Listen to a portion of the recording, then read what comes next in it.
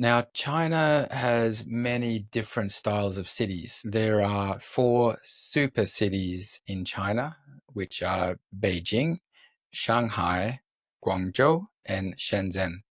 Beijing is the political capital of China, as everybody knows. Shanghai is the international city, the finance city. A lot of international companies base their headquarters in Shanghai. Guangzhou is the culture city where you have the most amazing food and life quality in Guangzhou. And then Shenzhen is the technology city, obviously, where all of the technology companies are, and a lot of young people, especially, migrate to Shenzhen to work.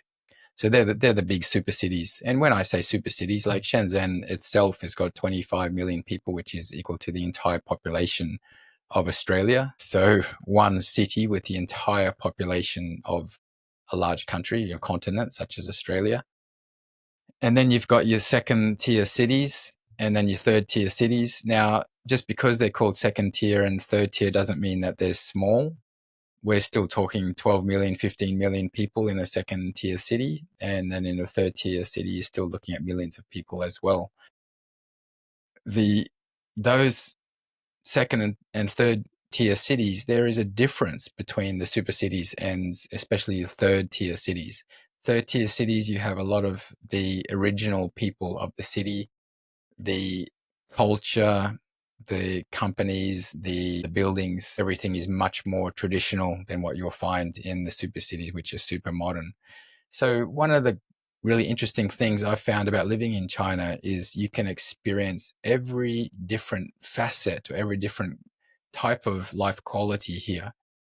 I've lived in Shanghai, and Shanghai is an extremely modern city. It is very expensive. A friend of mine said, I'm planning to visit Shanghai for a few months to set up a company and find a job and find a place to live and everything like that. And I asked him, how much money do you have? And he said, I have about 100,000 RMB. So that's about 15,000 US dollars or 20,000 Australian dollars, something like that.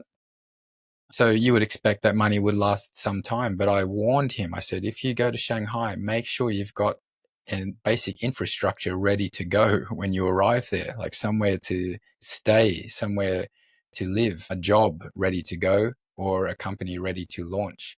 Because if you go there with nothing and then decide to start the setup process, you'll burn through your cash pretty quickly. And about 3 months later, he returned back to the second level city where he was originally living with all of his savings gone because he did exactly what I told him not to do.